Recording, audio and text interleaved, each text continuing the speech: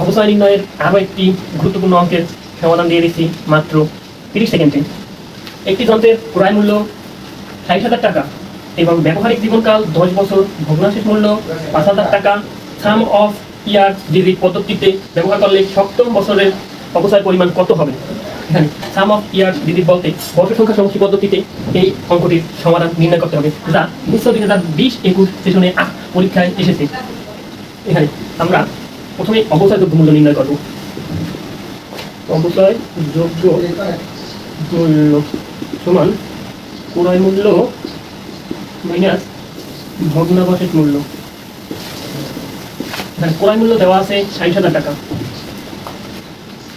ক্রয় মূল্য 60,000 টাকা মাইনাস ভগ্নাবশেষ মূল্য দেওয়া আছে 5,000 টাকা সমান 55,000 টাকা।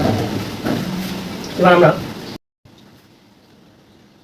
বর্ষ সংখ্যা সমষ্টি সমান অবচয়যোগ্য মূল্য গুণ n মাইনাস টি যোগ 1 ভাগ n ইন্টু n প্লাস 1 ভাগ 2। এখানে অবচয়যোগ্য মূল্য 55,000 টাকা গুণ এখানে n সমান আয়ুষ্কাল এবং t সমান বর্ষ সংখ্যা। তাহলে n 10 মাইনাস 7 প্লাস 1 আবার 10 ইন্টু 10 প্লাস 1 ভাগ 2 সমান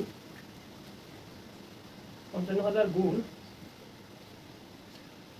পরে তার নিচে 55